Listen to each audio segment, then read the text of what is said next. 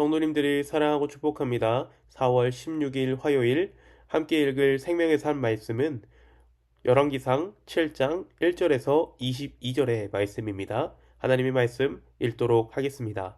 솔로몬이 자기의 왕궁을 13년 동안 건축하여 그 전부를 준공하니라. 그가 레마논 나무로 왕궁을 지었으니 길이가 100규빗이요 너비가 50규빗이요 높이가 30규빗이라. 백향목 기둥이 4줄이요 기둥 위에 백향목 들보가 있으며 기둥 위에 있는 들보 45개를 백향목으로 덮었는데 들보는 한 줄에 15이요 또 창들이 세 줄로 있는데 창과 창이 세 층으로 서로 마주대하였고 모든 문과 문설주를 다 큰 나무로 네모지게 만들었는데 창과 창이 그 세 층으로 서로 마주대하였으며 또 기둥을 세워 주랑을 지었으니 길이가 50규빗이요 너비가 30규빗이며 또 기둥 앞에 한 주랑이 있고 또 그 앞에 기둥과 섬돌이 있으며 또 심판하기 위하여 보좌의 주랑 곧 재판하는 주랑을 짓고 온 마루를 백향목으로 덮었고 솔로몬이 거처할 왕궁은 그 주랑 뒤에 다른 뜰이 있으니 그 양식이 동일하며 솔로몬이 또 그가 장가든 바로의 딸을 위하여 집을 지었는데 이 주랑과 같더라. 이 집은 안팎을 모두 귀하고 다듬은 돌로 지었으니 크기대로 톱으로 켠 것이라. 그 초석에서 처마까지와 외면에서 큰 뜰에 이르기까지 다 그러하니 그 초석은 귀하고 큰 돌 곧 10규빗 되는 돌과 8규빗 되는 돌이라. 그 위에는 크기대로 다듬은 귀한 돌도 있고 백향목도 있으며 또 큰 뜰 주위에는 다듬은 돌 3켜와 백향목 두꺼운 판자 1켜를 놓았으니 마치 여호와의 성전 안뜰과 주랑에 놓은 것 같더라. 솔로몬 왕이 사람을 보내어 히람을 두로에서 데려오니 그는 납달리 지파 과부의 아들이요 그의 아버지 두로 사람이니 놋세 대장장이라. 이 히람은 모든 논일의 지혜와 총명과 재능을 구비한 자이더니 솔로몬 왕에게 와서 그 모든 공사를 하더라.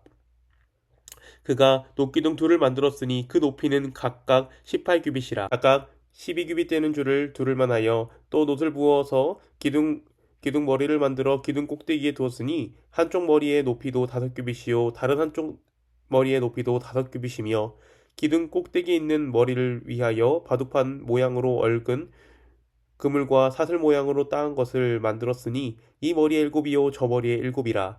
기둥을 이렇게 만들고 또 두 줄 석류를 한 그물 위에 둘러 만들어서 기둥 꼭대기에 있는 머리에 두르게 하였고 다른 기둥 머리에도 그렇게 하였으며 주랑 기둥 꼭대기에 있는 머리에 4규빗은 백합화 모양으로 만들었으며 이 두 기둥 머리에 있는 그물 곁 곧 그 머리에 공같이 둥근 곳으로 돌아가며 각기 석류 200개가 줄을 지었더라.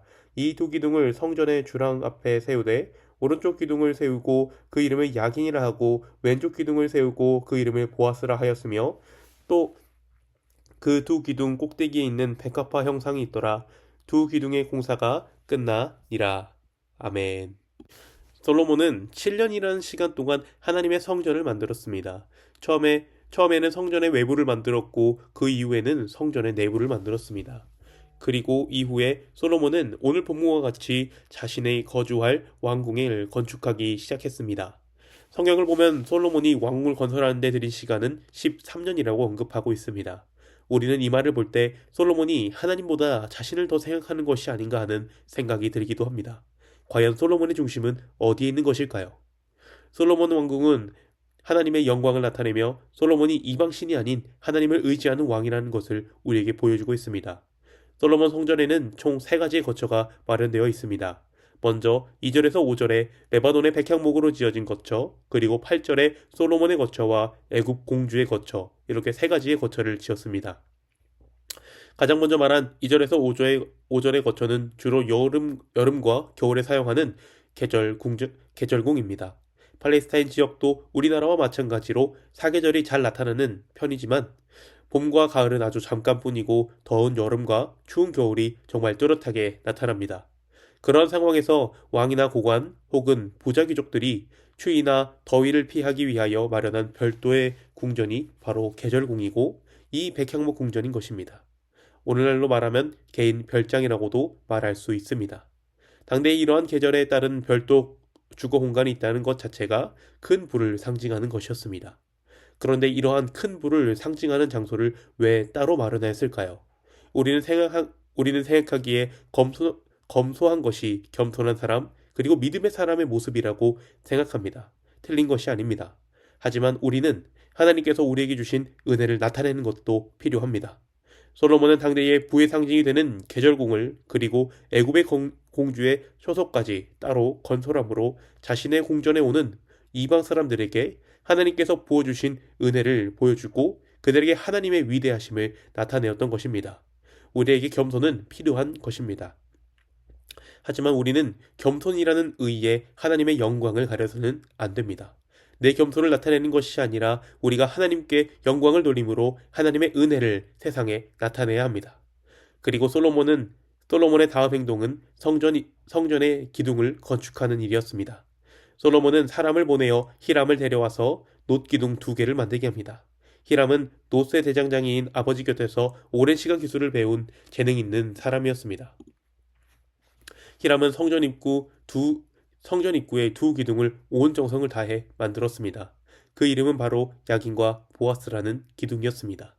우리는 기둥을 생각할 때 천장을 받치고 있는 이미지를 생각합니다.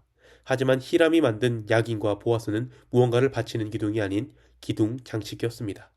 만일 천장을 받칠 만한 기둥이 필요하다면 지금 만들어서는 순서가 맞지 않습니다.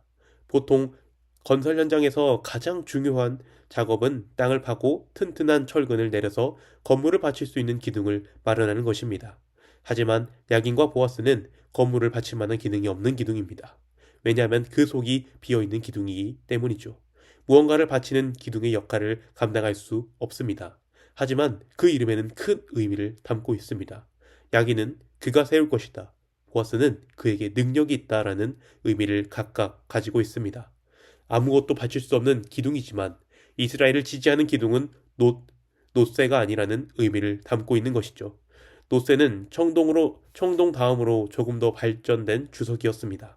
당대의 칼과 창의 주된 재료로 사용되기도 했습니다. 지금 야긴과 보아스를 통해서 하나님은 말씀하시는 것입니다. 이스라엘을 바치고 있는 기둥은 칼과 전쟁이 아닌 전능하신 하나님이라는 것을 말이죠. 우리 성도님들의 인생을 바치고 지지하고 있는 기둥은 무엇입니까? 그 기둥이 하나님이기를 바랍니다. 놋새로 만들어진 야긴과 보아스는 이러한 의미 말고도 한 가지를 더 보여주고 있습니다. 세상의 것으로 나라가 세워질 수 없고, 공동체가 세워질 수 없고, 가정이 세워질 수 없고, 교회가 세워질 수 없고, 우리의 신앙이 세워질 수 없다. 우리가 의지해야 되는 기둥은 하나님이라는 것입니다. 최근 장모님의 생신이어서 함께 식사를 했습니다. 그때 장인어른이 이러한 이야기를 해주셨습니다. 독일에서 성별 등록 자기결정법 제정안이 통과되었다고 합니다. 그래서 돌아오는 11월부터 만 14세 이상은 남성, 여성, 다양, 무기재 그중 하나를 선택해 등기소에 신고만 하면 성별을 바꿀 수 있다고 합니다. 제가 나이가 충분히 찼으니 이제 여성이라고 적어서 내기만 한다면 저는 여성이 되는 것입니다. 굉장히 충격적인 이야기이지만 이제 실제로 다가오고 있는 이야기입니다. 그리고 이어서 말씀해 주시기를 앞으로 자녀 출산을 앞두고 있는 우리에게 이러한 말씀을 해주셨습니다. 자녀를 양육할 때 믿음의 기둥을 하나님께 두지 않는다면, 그리고 하나님을 믿음의 기둥으로 아이들을 세우지 못한다면 앞으로의 세상 속에서 아이들은 잘못된 곳으로 흘러갈 수밖에 없다고 말입니다. 우리가 의지해야 되는 기둥은 세상의 지식이 아닙니다. 우리가 의지해야 되는 기둥은 세상에 발전된 것이 아닙니다. 우리가 유일하게 의지해야 되는 기둥은 우리 주 하나님인 줄로 믿습니다. 이스라엘을 지지한 기둥 하나님이 우리의 인생을 지지하시며 우리의 신앙을 지지하시며 우리 교회를 지지하는 기둥이 된 줄로